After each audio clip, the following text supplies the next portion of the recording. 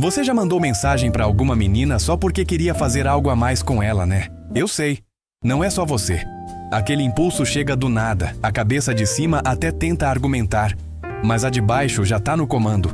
Você começa a pensar em opções, até em pessoas que, sinceramente, você nem gosta tanto assim.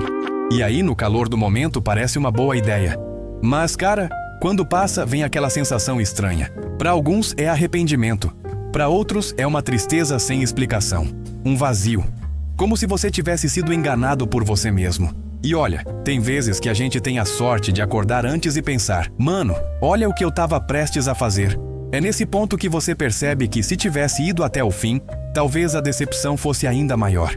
Agora, meninas, essa parte vai doer. Muitas vezes, quando um cara para de te mandar mensagem do nada, é porque ele já percebeu que não queria nada sério com você desde o início. Talvez ele não te ache atraente de verdade. Talvez o seu jeito não combine com o que ele gosta. Mas, naquele momento, você era só uma opção para satisfazer um impulso. E aqui está o problema.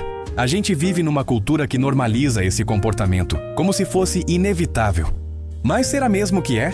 Ou será que a gente só aprendeu a ser refém de um instinto que deveria estar sob nosso controle? Então, antes de avançar, deixa eu te jogar 3 perguntas que vão mexer com você até o final desse vídeo. Por que o prazer imediato quase sempre vem acompanhado de arrependimento silencioso? Será que você realmente escolhe quando age assim? Ou é só um fantoche do próprio desejo? E se eu te disser que existe um jeito de redirecionar essa energia e transformar completamente o tipo de vida que você leva? Se você ficou desconfortável com pelo menos uma dessas perguntas, ótimo! Significa que a parte mais difícil, admitir que existe um problema, já começou a acontecer. Agora, vamos entrar fundo nas raízes desse impulso, entender de onde ele vem e por que ele tem tanto poder sobre você. Muito mais do que você imagina. O que pouca gente percebe é que esse impulso não nasce do nada. Ele é uma mistura de biologia, condicionamento cultural e fragilidade emocional. Uma receita quase perfeita para te manter refém. Carl Jung dizia que, até você tornar o inconsciente consciente, ele irá dirigir sua vida e você chamará isso de destino. É exatamente isso que acontece. O desejo não controlado é como um software rodando em segundo plano, tomando decisões por você sem pedir permissão. Pensa nos hormônios como correios internos. A testosterona, a dopamina e a adrenalina são mensageiros que, quando ativados, colocam você num estado de urgência. A mensagem que eles enviam é clara: agora, antes que seja tarde. Só que essa urgência não está ligada à sua felicidade real, mas à sobrevivência primitiva que herdamos de milhares de anos atrás. Friedrich Nietzsche também já cutucava essa ferida quando dizia que o ser humano é, muitas vezes, escravo de seus instintos. O problema é que, hoje, esses instintos estão deslocados. Antigamente, eles eram úteis para perpetuar a espécie. Hoje, são explorados por redes sociais, cultura pop e pornografia para te manter constantemente estimulado e constantemente insatisfeito. Essa insatisfação é parte do mecanismo. É o que te faz voltar, repetir, clicar de novo, mandar mais mensagens. A dopamina funciona como uma moeda de promessa. Ela não te dá a felicidade, ela te dá a expectativa dela. Você persegue essa sensação como quem corre atrás de uma miragem no deserto. E cada vez que chega perto, percebe que a água sumiu. E o mais cruel é que a mente constrói narrativas para justificar tudo isso. Sartre diria que vivemos na má-fé quando fingimos que nossas ações são fruto de decisão racional, quando na verdade são fuga de algo maior. Você não busca só o corpo de alguém naquela hora. Você busca se distrair de um vazio, de um tédio, ou até de um problema que não quer encarar. Arthur Schopenhauer, pessimista como sempre, já previa esse dilema. Ele dizia que o desejo é dor e que a satisfação é apenas a transição breve entre uma dor e outra. Talvez seja por isso que depois de conseguir o que queria, a sensação de vazio não só volta, como parece mais profunda, mas tem um ponto que ninguém gosta de admitir. Essa dinâmica também tem um impacto na forma como você se vê. Cada vez que você age contra o que considera seus próprios padrões, você enfraquece sua autoestima. É como se uma voz interna dissesse: tá vendo? Você não tem controle nenhum sobre si mesmo. E a cada repetição, essa voz fica mais alta. O resultado? Um ciclo. O mesmo que o filósofo Viktor Frankl chamaria de vácuo existencial.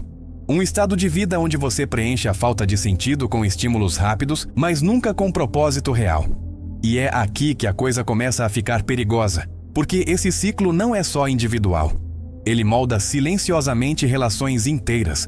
A forma como você enxerga mulheres, a forma como você é visto por elas e até a forma como constrói, ou destrói, sua capacidade de criar conexões reais. Mas antes de falar sobre como isso afeta a sua vida inteira, precisamos olhar para algo que talvez você nunca tenha percebido. As consequências invisíveis, aquelas que não aparecem de imediato, mas que estão te corroendo dia após dia. O perigo dessa história não é só o momento em si, é o que ele constrói no silêncio, sem que você perceba.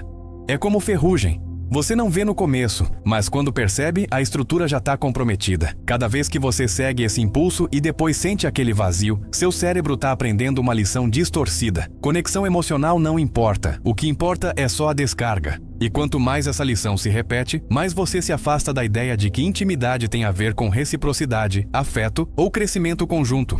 A neurociência explica isso de forma cruelmente clara. O sistema de recompensa do cérebro se adapta. Aquilo que antes te dava prazer começa a exigir mais estímulo para causar o mesmo efeito. É como se fosse uma inflação emocional. No começo, uma simples conversa excitante já te deixa elétrico. Depois, você precisa de algo mais explícito, mais intenso, mais rápido. É aí que o nível de exigência cresce e, paradoxalmente, a satisfação diminui. E isso não para só no campo sexual. Esse condicionamento contamina a forma como você enxerga as pessoas. Mulheres viram opções em vez de seres humanos complexos. Você começa a categorizar sem perceber. Essa serve para isso, aquela não serve para nada. É o tipo de pensamento que transforma relacionamentos em transações e, sem que você perceba, desumaniza tudo ao seu redor. Tem outro efeito invisível, mas devastador: a anestesia emocional. Quando você vive correndo atrás de estímulos rápidos, sua capacidade de sentir prazer em coisas simples começa a sumir. Conversas profundas parecem chatas. Conexões lentas parecem perda de tempo. A paciência para construir algo desaparece. É como se o mundo tivesse perdido as cores e só brilhasse na hora da excitação. E o pior, esse padrão também destrói sua autoconfiança. Porque lá no fundo você sabe quando está agindo por impulso e não por escolha consciente. Você sabe quando aquela mensagem que você mandou não foi porque gostava da pessoa, mas porque queria apenas um alívio momentâneo, e cada vez que faz isso é como se dissesse para si mesmo: eu não tenho controle sobre minha própria vida. Essa percepção corrói o respeito próprio de uma forma que pouca gente admite. A longo prazo, isso te transforma num prisioneiro de um ciclo do qual nem percebe que faz parte. Você acha que está tomando decisões, mas na verdade está apenas respondendo a gatilhos automáticos. Você acha que está no controle, mas é o controle que está te usando.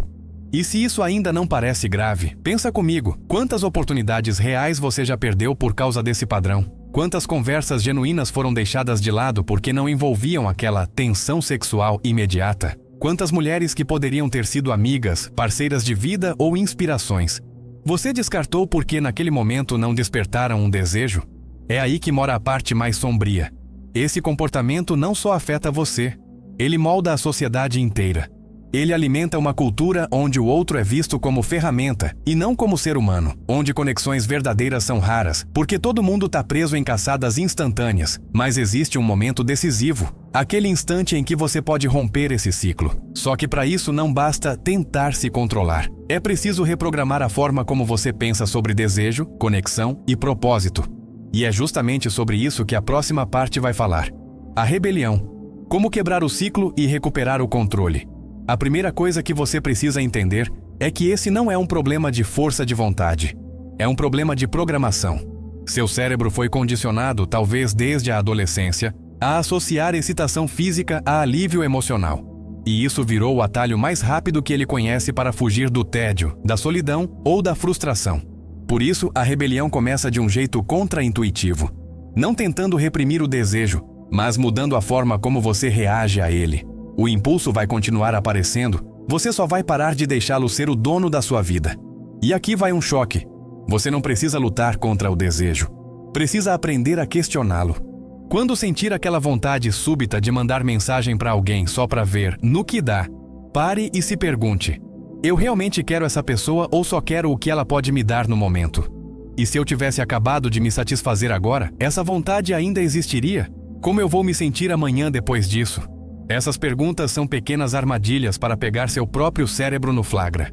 Quando você se obriga a responder, a magia do impulso se desfaz, porque ele só é forte enquanto não é analisado. Outra parte dessa rebelião é reconstruir sua relação com o prazer.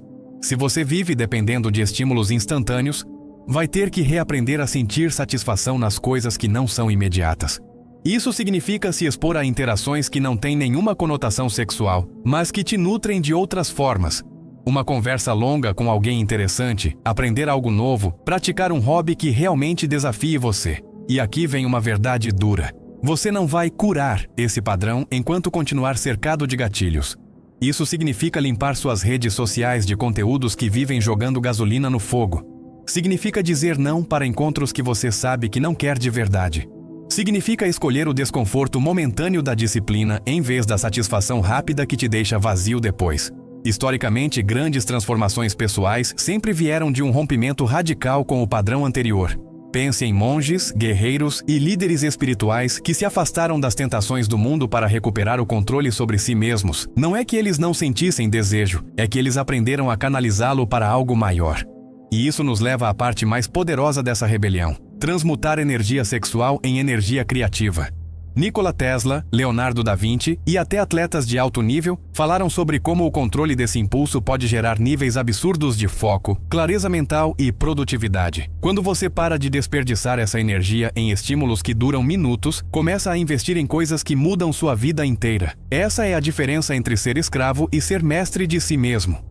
Entre viver respondendo a gatilhos e viver criando seu próprio caminho. Só que antes de encerrar essa rebelião, falta a parte mais importante, a compreensão final que vai mudar completamente a forma como você enxerga desejo, conexão e propósito. E é isso que vem agora. Aqui vai o golpe final. O tipo de verdade que, se entrar fundo, muda para sempre a forma como você se relaciona consigo mesmo e com os outros. Você passou a vida acreditando que esse desejo súbito, essa urgência física, era você, como se fosse parte da sua identidade. Mas e se eu te disser que não é?